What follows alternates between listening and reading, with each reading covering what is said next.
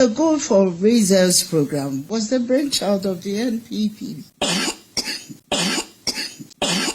Excuse me. Ontimpo nkasa. Nokre.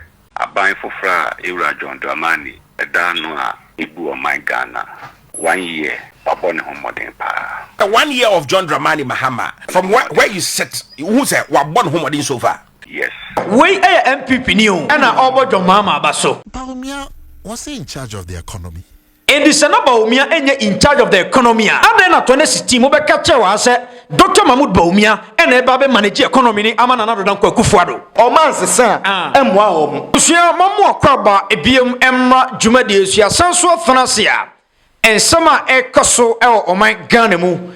Yede ni nyina ebre ahefo President His Excellency John Mahama and Komobri in a free man penny asiye eba ababe toja se from 2025 edibesi 2026 Mampeni John Mahama edi 1 year a cancel 2016 propaganda NPP for editor John Mahama said oye incompetent the year 2025 ejuma Mampeni abono ababe toja se odi a cancel ni nyina ense ne be toja no enkomo bebre ere freche eba NPP mpanimfo ni bi ebo Mampeni John Mahama abasona Edientina womobo mampani abaso quick one. Ibe ram na fe ne yakwakotie samua atodwana fe no. Bibia aye kama eno chi minority no any MPP for no abamonten ababe press conference afa sami jamfi any Goldbod ho eno chi no eja eka wo mo so no abusua esawani ensesemme ena me kato ibe ram so na fe no ye di ho komo Dr. Mahmoud Bawumia na Akomea de atodwa se Dr. Mahmoud Bawumia na enyo no na ye in charge of economy. Abuso ensan be to Ghana. Ghana for a bisa questions. Baransa na no yenko tiewe mra commander. Yeah. Mami Patricia Ejei. Of course. No kwasam say orinse bebre ena tudwa. Yeah. Na NPP press conference no e de asem aba. Mami ne kasa kwa no ontimi nkasa. Baran abusuya okasem bi wom eti commander me pese ayefo eje akonya ketua bi na yetie nsemu a minority ne MPP wo mo de atodwa yekoba abusuya information bi ewachi because okeka nsem bi wom a editie ntodi yetie mra Relapse into patterns of deception that Ghanaians have seen before and rejected before. A manufactured miracle. We are all told Ghana has turned a corner. GDP grew by 6%, inflation fell sharply, the cedi appreciated by over 40%. Success, they say, victory, they claim. But at what cost and for what benefit? First, much of the recovery began before President Mahama returned to power. It's rest on an IMF program we negotiated, fiscal consolidation we implemented, and a global gold boom we did not create. Second, the same IMF report they celebrate also warns of quasi-fiscal risk, loss-making gold schemes, and hidden vulnerabilities. They publicize the headlines, they downplay the warnings. And thirdly, a 40% cedi appreciation in 1 year is normal for an economy with our structural weaknesses. It erodes competitiveness, hurts exporters, damages farmers and manufacturers. But this government cares more about optics than sustainability, more about short-term applause than long-term stability.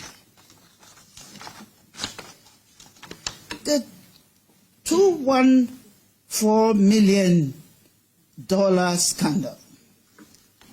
Nothing exposes the government's failure better than the Goldbod for reserve disaster.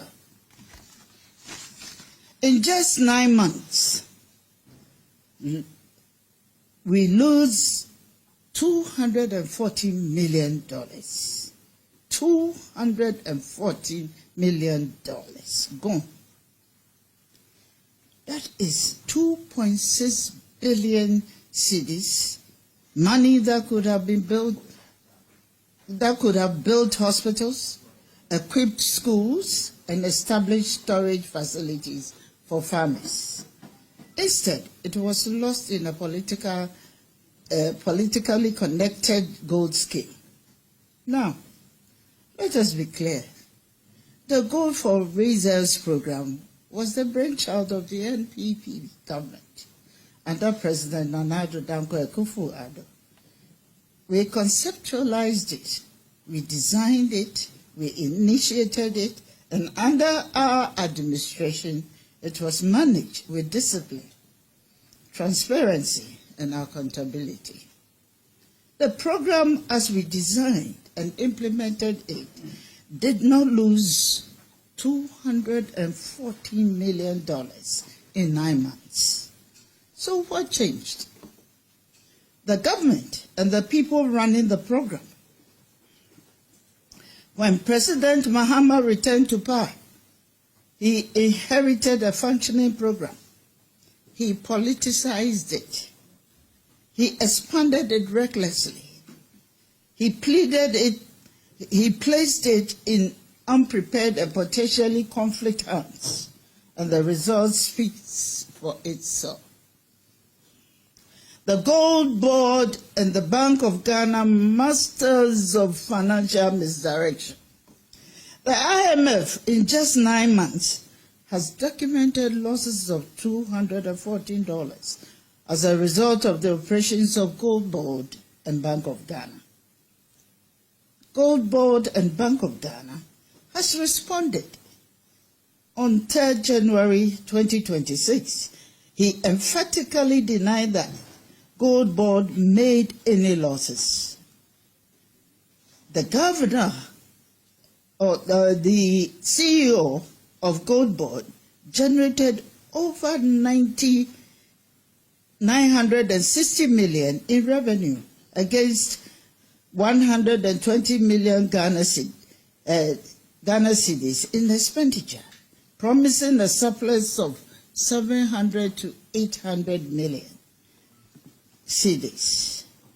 These are bold claims, but they do not address the core issue raised in the IMF report. The first sleight of hand, conflating operational accounts with program performance. Goldbod can charge agency fees and earn commissions.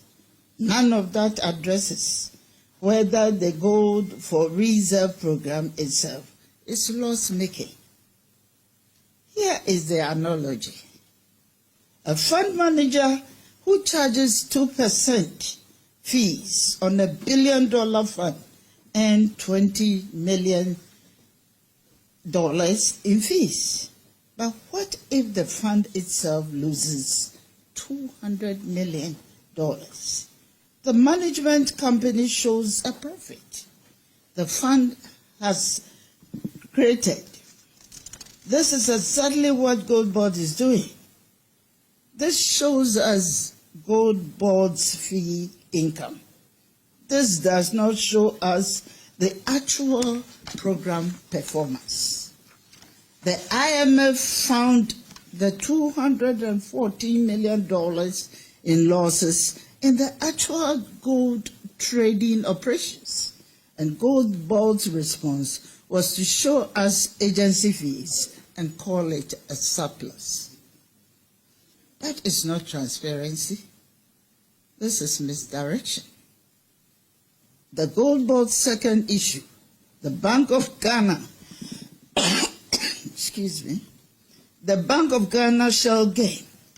How can an institution that is not making losses transfer losses it has not made? Goldbod explains that the program is funded by the Bank of Ghana, sits on their books, so any losses are theirs.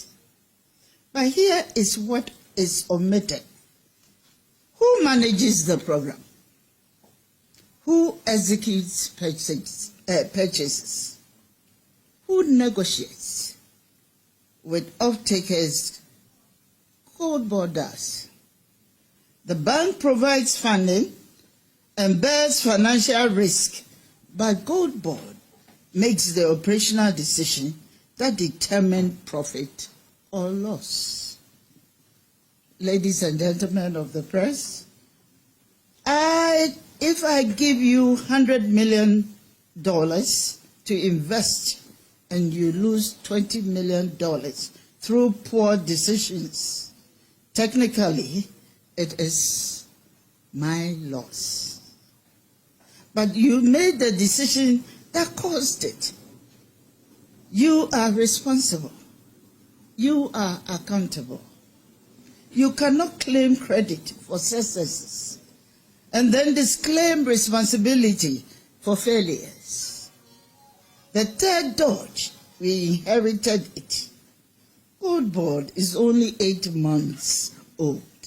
He says, how can we be responsible for legacy losses? Okay, Commander. Yeah, Director. Mami Patricia Ejay. Of course. On a minority, no, I'm not in Sembe and out to that. Yeah. But then, Mameno, it seems that Kasa Crown White Ding Ama Mameno. Director, win him. On Timpon Kasa. On one Kasa wa bre. Wa bre wa politics a humanim. Ade, Mami, Obi Hawana. Director, and I say Obi Show. Obi Shen. The na onya in government, no. And nay onya biem. She's not okay. Director, Mameno was in the first place, nothing. Yenja for na yensha semfro straight away. Na yenim komo. As on in Sembe and a Tuda. Okay. I'll say in just 9 months, Goldbod Aboka. Na okay, sasam no question a me bisa Mameno so say in just 9 months, no profit saying a Goldbod enya. In just 9 months, no Goldbod no a dear no modi abre o mine. Director, win him. Mamene Kasano. From that point, and I'm say, Madame Patricia Piaget, Sebi, on cannot credit. And the young man is our question, no. In just 9 months, and for so saying soon a Goldbod, and the abro my Ghana. Director, and no, me person or confirm and say, since a Goldbod take it over from PMMC, no, Sika say. And a Goldbod, and the abra or minor. As you can say, and a minor so I spend it on Goldbod. But when Timmy and Kazantra, they all catch and say, and nay, Goldbod, Aboyaka, or person or say, there is a scandal in the Goldbod issues. Yeah. Director, Adiana Ayabakupe, in the mindset of NPP from Pennyforno, they feel like Abino in the first year. Okay, be but young forcing create something out of nothing. Now you find what buying any massy. But I am yes say, Unquan Koye Obi Hunubia say, Madame Patricia Piaget in the first place, say Oba issue pop up. Now, car I am first and Madia Yom Wabu Trekaka, but Oba Penimua. What's not parliament for so many years? Or get a position in parliament. Now get a position in government in the past administration. Now all can draw you know. Yantimina man cost free. Now I say I already Bawumia PMMC. PMMC dear. Almost PMMC a moka. Almost a Goldbod dear Goldbod a boka. Me dream am in Chelsea. Dear Madame Patricia Piaget, Medi Asokwa for who you say, what the MP for so many years, I ordered the MP in ye. What Madame Patricia Piaget Ekasano, or see Goldbod buying, or Maboka. Nana me per se, or also Okofa data, PMMC for a warm office, Goldbod Ababa Twasono. Now I check the quantity and the amount of Goldwa Yaton. In the NPP era, any Canadian. Now I compare, now who emphasize a Goldbod so, but she's not doing that. It is the NPP in 7 years exported gold from small scale mining less than $15 billion. Now NDC in 1 year exported over $10.8 billion. Now still Patricia Piaget when him training can kind Nikunia businessman I him say my man said the politics is here check and on him politics on him business on him a money mama in nante and obeka nyansa sem no when obabeka I say Goldbod me kwamete no I think say kekako 12 billion of course gold no it is say obi aye duma na wanyam fa so 12 billion now the emfa ne say e kana mo so abo no e sa kra no a obi anya 12 billion for so the amount no oboka 240 million and from so be kwa na wo I am shocked because otam sika ma obi say onfanya adwuma ma wo na sa adwuma kro na no na odi sika ko but in the last 7 years sika wunya aye no na less than 15 billion na nipa ne de 1 year and 1 year mpo Goldbod share adwuma se in April and it is a 1 year mpo na omatima generate over $10.8 billion. Now we see because $240 million akwa koloko ba bi sika na yira wa brand so ade ne say e cost enye say di sika na ko ye e sika na yira wo ye nipa ben wo say no Goldbod no me fa ne say omote ne foforo no enkane no na individuals abrofo na China fo mba no ma betoto gold no ma twia fam de ko of course enti wo mo no me fa ne say omo smuggle ni nti no omo ntua tax omo ntua hwe enti na me fa ne say gold no omo to no in a certain price bi of course but then aban no eba beje na aban na to ni nyina no me fa ne say eyi kakra challenges ewom enti won hu de we obesi atoto ade na wan hwa ai oman no ye be fili but wo tu gold no ene wo mo totɔ ema aban no so kɔtɔ no ono mo benya ntɔkwa enti edu ba bi a ɛwo sɛ o favor wo mo nso kakra na okoni yama mu na ohwe kwan abefa so a obɛtɔ amu sesa ne yama nkinkiti we nyina ka ho ɛno tu no mo se Goldbod aboka no enti ebi wo hɔ a ade no enka no na nko mo tɔ no me fa ne sɛ 10 cedis but o ba ye no odi ade no eba 9 cedis because dollar no so ate ebi ade oton gold no obeka se ade na we to no 10 cedis na de oba be to no 9 cedis enti ebi a wo se ono susu miem kakra no to no 9 cedis 50 pesos eba sa ye ya boka de but e wo se ye ne kakra ma wo mo to no susu no ai wo mo tu ade no omo so eti business na se ye dem se sa aka nkinkiti we nyina ka ho enyese eka ho eno ni the main factor because our shot said the okay ade na ye di ho dwuma no ye were competitors ya omo ye neighboring countries enti countries be say Cote d'Ivoire Ivory Coast any Burkina mo no omo so omo produce gold omo export gold ye were gold buyers so ha omo to gold ni bi enti enei they are buying in safer the French CFA and a year ton in cities and na ye nyina ye nim say time na cedi na ho de yemre no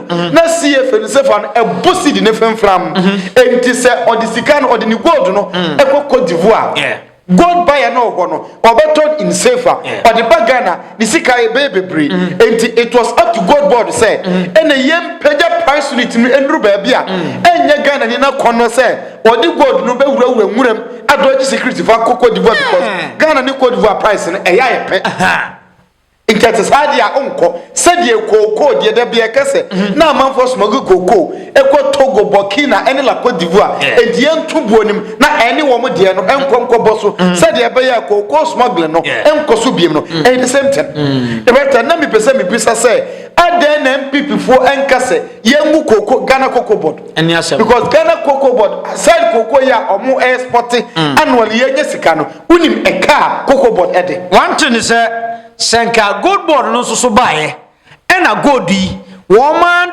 omo yire niemam ena woman to ni ye ama woman mutu gold na enka minority ya besa ba be gina aka se ese no woman mutu gold no womadwuma na sei Goldbod bae woman nto ni ye ema woman but then abane dwene woman so ho a ye dwene o man ne ye dwene o mutu gold no so ho abane dwene woman ho a oto ade ni ye no mo si da bi e wo se nke to ni sei the better winning the NPP for ni ye nyina ya de ba akopɛ eti wo se no se aban ne bi to so a omo se da bi e wo se nka aban ne te so se aban ne te so nso a omo se e wo se nka aban de bi to so reduce it yes the better winning the NPP for ye nyina no e only one thing the better se wo hwa one day NPP for bejina ha no baka chain say Goldbod issue no NPP ideas okasan okan o say NPP for all mind all idea all no de buy the better idea emfaso ni so nyansanim e boy ka ona de buy enti me fa no say sorry to say NPP na de aba enti ya na within bare for CS 2021 and Dr. Mahmoud Bawumia dey sa plan buy eno kwa good for oil enti o de buy no ada na economy ni mu say ye better enti e hona na me pese me bisa say se unya ade bi hu nyansa na mmom uni nimdia ode beye na wantimi na obi ba na owo ho nyansa e wo hu nimdia na oya tina kire suade ne se beye ya nyom na de ba yo the right uni o si bata trade tete nsam na amrofo no ba tete na omo de asikire aba omo se mfa gold no maye na omo de asikire na maye na yenso de gold ayede ama omo sa na Dr. Mahmoud Bawumia ka so okoye the right and they are claiming two things anything am dey found because good for oil good for oil say claiming good for reserves good for oil Bawumia de buy say by oil omo time petrol bonnet say the right anti me question no say ye wo gold nti ye to gold ni bi na under NPP abaya to gold ye moka according to Madam Patricia Piaje NPP to gold omo moka ye to ya moka no and ye di gold ni bi call Dubai say ye dey kwaje oil aba because we were doing gold for oil program the right ebasa dey show bi atim ni say ne ye gold for oil program dia and ye oil bo be for Ghana because enya fe ne be per dollar e dey akoko ka oil e dey aba and within that time oil bo in Ghana e koduru ba bia na ye hu bi da in our history and me nyi so say in the next 10 years to come ye beduru ho pa the right say wo na ususu say eno pa na be ma oil bo aba from fuel bo ayefo e wo Ghana na in that time fuel etimi koya kokoduru 17 Ghana cedis per liter na uwia Baba say yemfa credit in ma you are claiming credit for a juma 1 year intimacy say NPP and a Goldbod idea gold for reserves and gold for oil ne buy say you making a lot of money from gold reserves na yenya yem forex reserves no e ma emunya dudia but a day and at the same party antimi ama economy no unstabilizing from 2021 to 2024 na NDC momba ye you know and a moma de no mfa so e de aba nyansa ebini na osanso chem cedi appreciation in 1 year no is normal di mama mo bo mama baso mo ka say economy ni mo ye ose eye normal the right winning ada obi betime a kire me say annually the free say NPP and I'm fan say in general ada obi betime approve a kire me say if it is say NPP ba power on 7 January 2017 no exchange rate eba from dollar etiba from Emma feel quite ye no na cedi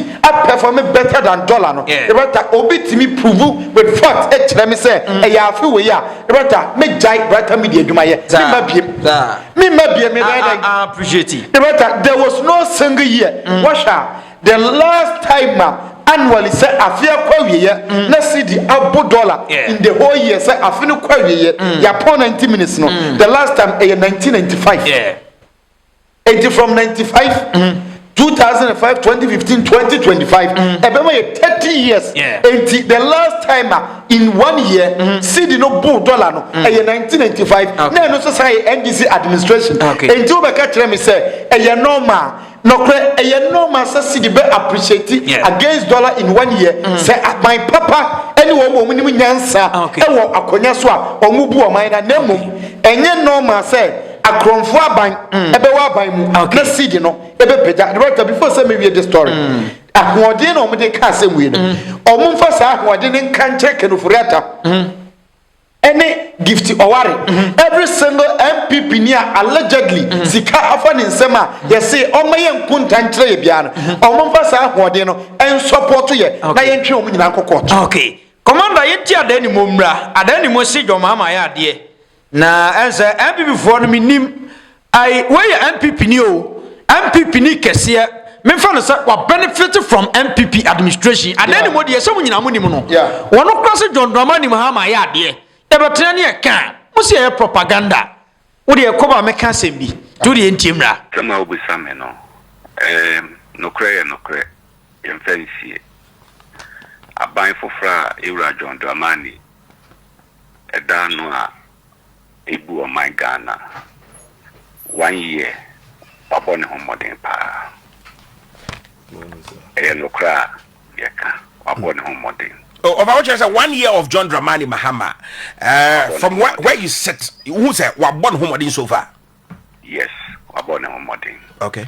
Agenda And our manifesto, our money to Ghana for any, no see reset or resetting Ghana or reset agenda. And no more Mokeka, no don't want to me 1 year no so be no, but to me aye. Odikaka say farm member no, Oba or appointed not more than 60 ministers. What to me ediso. And they cry, say, Imumbi a Omuko Mukrechi, I was a helicopter accident in Sure. If up to now, or appointee, Bia, and so Namemuno Air Coso. The answer now, the ministers and deputy ministers and full ministers, 58. Sure. What is abortion so? Running an efficient and effective government. Or can say, Ghana 42 million manual within the first 2 weeks, within first 2 weeks, all his ministerial nominees obey. Odisa Jumano into who say by the end of January, no, many ministers, no, they were in place, no more prepared for his first State of the Nation address our Parliament. By April, May, nani MMDC is in no, for more visa appointment, no. In the family, Munoa, which you say.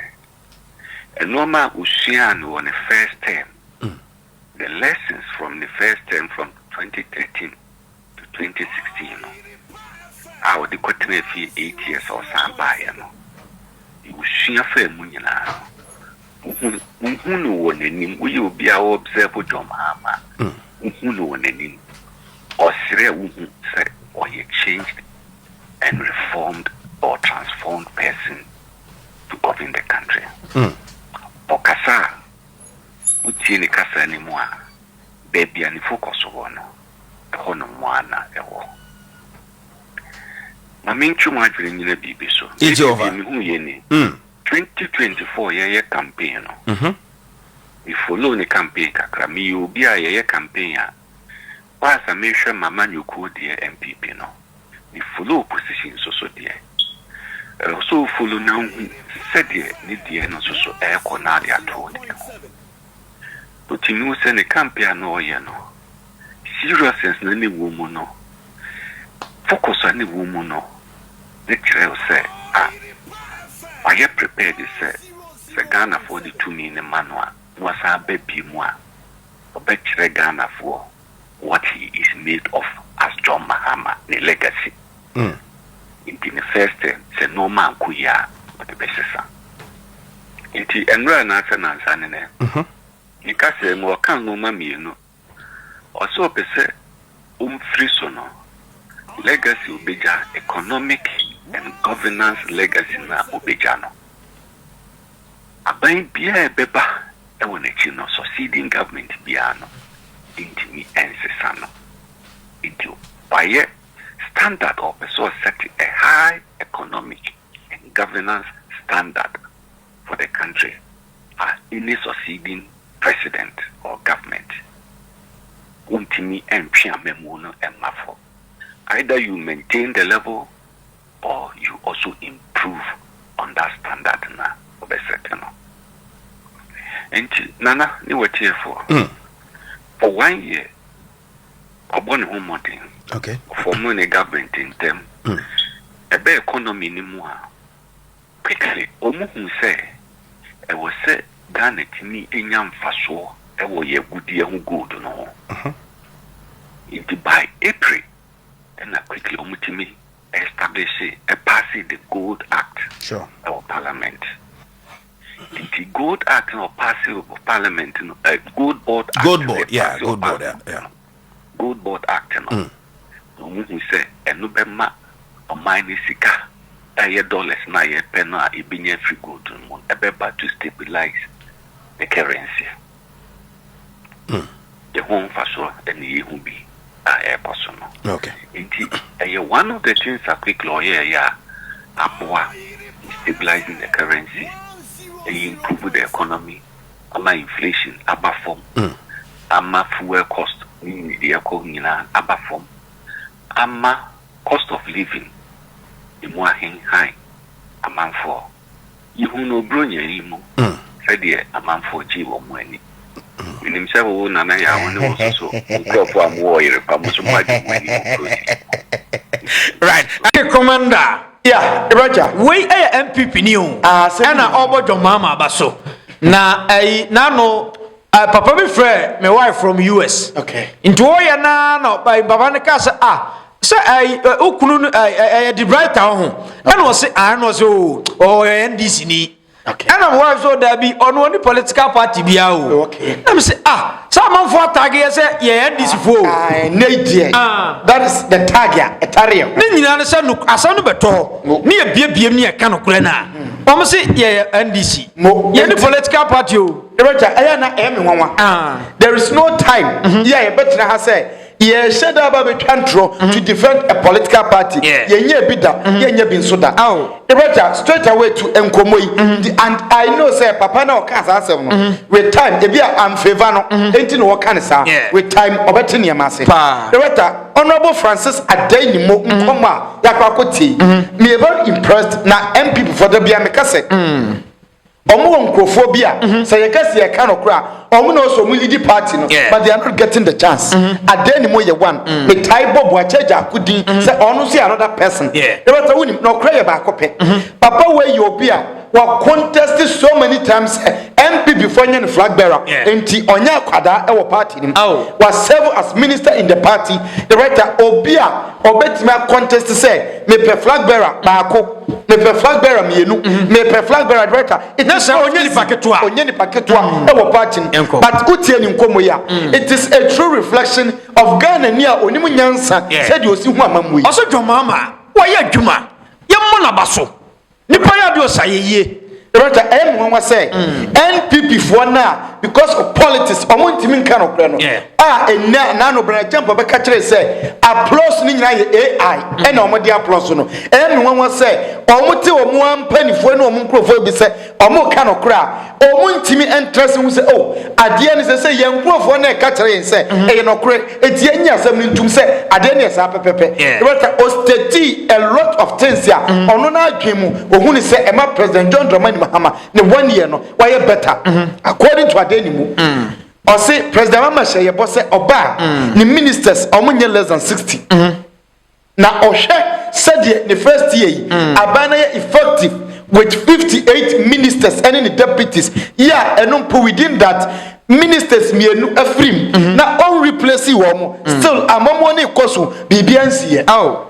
Aside that, a boss who will say in the first year, Obey deliver, he is on course, will deliver most of it. Now, or say, Mampani John Mahama, all year campaign, now Ostedini pa. Osha, I'm not dinner or year campaign.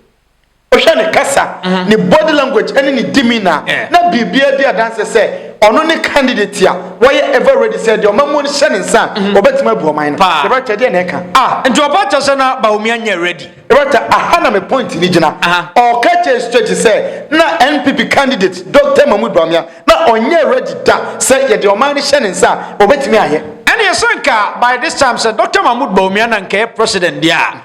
I worry uncle mine on car, baby, I do not will be a Janu. The right. I am telling you, say Dr. Bawumia etwa so we ne abana by now e bia nkagana ha nipa bebre twasu o ma twasu ya o ma bim de o ska oba apply visa no betu kwan okọ de oni ska no ofa ne botobo na chia ene Burkina Faso a na wadom na okọ Togo a na okọ the right NPP should start learning for enkrofo say politics ne nyese da bia oba opponent and I want to print but I never can be against opponent. Sometimes can reality nature Ghana for developing laugh at the amount say organic lava to win it easily. Yeah, Commander into Rikana into Wimra and what I opening Kashabia church in Simbimu. Now or is some two and I make crime what dreaming. Who said 2016 ever told us Mama incompetent and celebrity the way I'm not Ghana for. Me for say 80% cry. No more John Mahama. But then within 1 year, I say one no more John Mahama nyina no. One must have John Mahama at the 4. We ain't by Biaba, every day we assess them. Every day decision that they will take, no, whether it's affecting public, it's affecting businesses, it's affecting security, or it's affecting the nation itself. So we at where we sit as business community, no, every day, every single hour, we want to see what is the government doing right and what is the government doing wrong. And so 1 year is enough for us to say that, okay, you have been in office for 1 year. What have you done for the country? What have you done for the business community? Have you done any policy that will bring in confidence for business community to come and invest or look to Ghana? If they say, I'm an investor, I'm looking to go to Africa, where do they go? Where do they want to go? I can tell you, say John Mahama, on bad the second time now, like I would have agreed to the people who were calling him the incompetent Mahama. But I can tell you, President Mahama 1 year alone has overwritten all those artificial fabrication names that they were fabricated, his opponent were fabricated against him during the 2026 election. In fact, in 2020 election, 2024 election, he was called by his predecessor, the immediate former president, that he's a perpetual presidential candidate. But he has come to really rewrite the story of President John Mahama. In fact, the indelible ink is that, one, the city has been very stable from April, the month of April. In fact, before their budget was presented, March 21st March 2025, you remember, that was when the young man at Finance Ministry presented the budget. And at that time, January, February, March, you know, you were clearing goods at the port. You know that the custom were using, like, let's say, 14 or 13 cities for the rate of custom duty purposes. But after the budget, on the 10th of from August, the city came to 10.2 for a very long time. 10.2 all the way to August. Then straight away, by August, that was where the dollar picked up again. Then you know that this is our job there. We believe anytime the dollar raises, then we have an issue with the business community. It's good to issue the statement. My outfit issued the statement. We are very volatile. Then the Bank of Ghana realized that no, it's not that there's no dollars in the system, but some people deliberately go to the bank to overdraw dollars more than $10,000. Asem opening case yi ken no kre say propaganda NPP for ye ti John Mahama no or the 1 year aba be paper ni nyina. Na the Raja, no craning a meaning. Assembly, Obia, Emre be a camp, or Jitu say, President John Mahama, or ye incompetent, or ye cromfo, the dear woo, or your family and friends, your friend Opana, Obia or Jesus Assembly tomb. Not a year, Juma, not a nay after 1 year, but also just Assembly tomb, not no problem. Oh.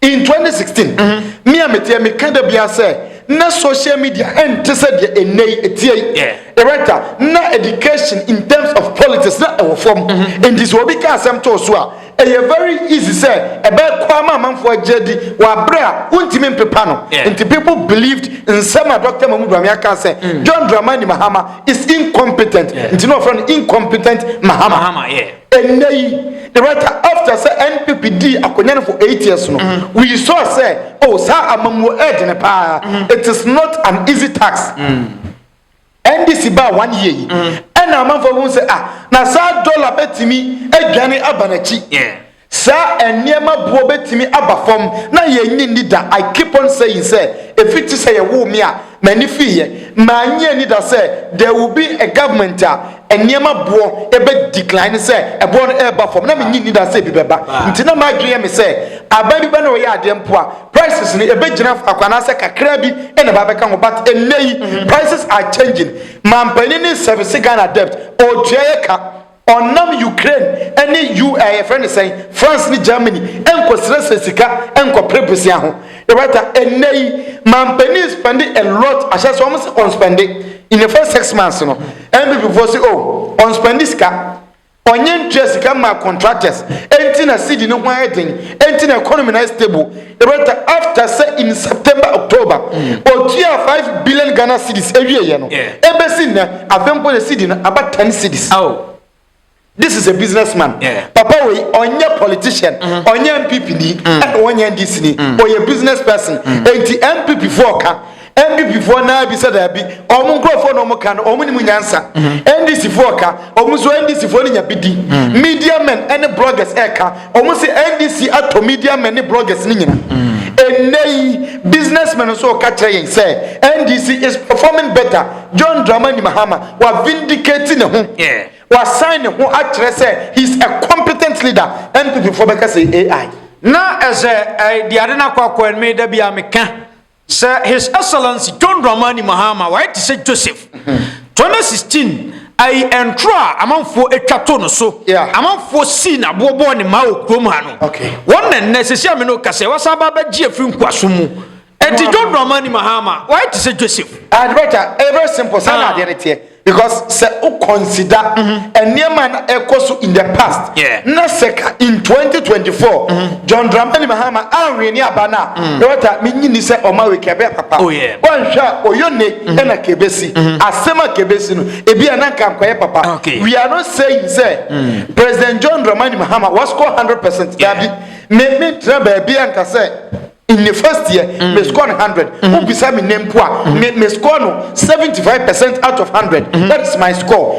But no interest the writer, yenyina baby nkase o, mampani no, yenfa pressure mu so, o the pressure be ne kogu no so. Mampani a wa ba economically, e form for nyina benefiting in the first year. Oh baba ka try say, yenfa pressure kogu no so. No, enya adwuma. Quick one, commander, yenko tie na Akomea mra. I or the about to just Dr. Mahmoud Bawumia. Sir 2016, the basic 2024. Economy no, and you na shenensa. Yes, and any other before Baka and before Bomokasa Bawumia, Kufado dear. Ebe economy on him she. And Tiano side on the Bawumia na handle. Would you ain't him right? Bawumia was he in charge of the economy? The macro economy. Was he in charge? Or my Hinuchi said Bawumia was in charge. Only had a finance minister appointed a crew of about 14 people to manage the city. It's okay. Any pay be a mukasa semi and no man a day parliament for him to demand the resignation of the finance minister because of the economy. NDC for a muka party who were on a move motion of censure of parliament to remove the finance minister because of the economy. It is about me in charge of the economy. I don't know this Obama finance minister. I don't know any penny be and no money about me. I pray no. Only the MPs. See any finance minister for real time free hub because economy na say. Okay, commander. Roger. And this na Bawumia enye in charge of the economy. Okay. And then at 2016, mo be capture wa say Dr. Mahmoud Bawumia and eba be manage economy ni amana na do dan kwa Kufuado. The writer who said the BI in Komo Yeti NPP for of a Subai Bia said, O man, son, and wow, Asamo, ye begu NPP party, no so man, son. Now send me video Bia, Bawumia Bobo one wine, I Gamba for one wine, Alanche Martin. I don't know why. The writer listen to her. Oh, one of key members, Dr. Mahmoud Bawumia, Vice President, Chair of the Economic Management Team. And the honorary chairman of the economic management team. No, sir, I am thrown on Akomea Eka. Nana Akomea Eka tried just to defend Bawumia. Bawumia Nankasa in a video. Onwa Bawumia na nejina ho. Ebo economic management team members ni nyina din. Na the there were prominent men na omoka ho, but Bawumia na elidi. Ken Oforiata na oka ho bi.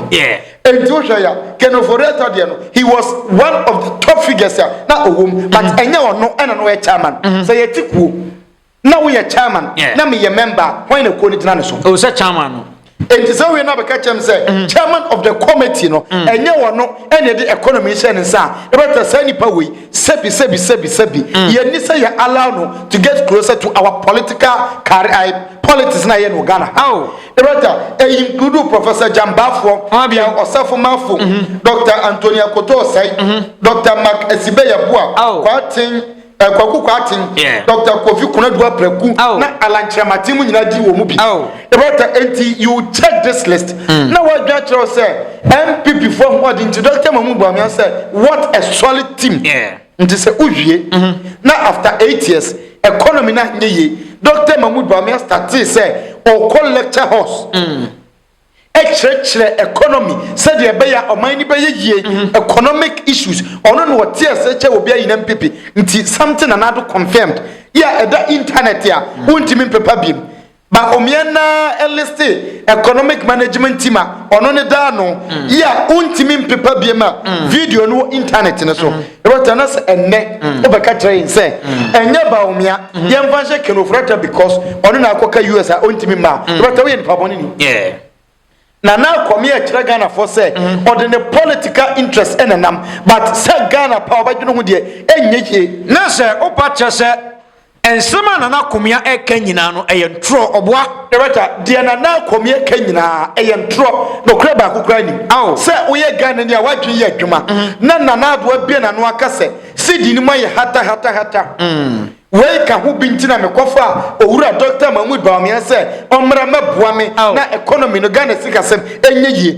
eno ye one Bawumia na se economic management team no a solid team obobo odini wie no ono ne da o say solid team nti after these two videos akwa aka internet so a untimi mpepa ofa phone na you get the video na Akomea say yenya sa video evidence nyina nto economic issues wa ye firm from 2017 ebesi 2024 yenyina ye Ghana na enim se Bawumia ne da no o say yenhye dan kasa ya podam yenka hwe ye twe nya adwuma na yemfa ne se enye Bawumia na da no yenye sanso da ye modam quick one yemfa si ye ko ebesa babiem yakram nyina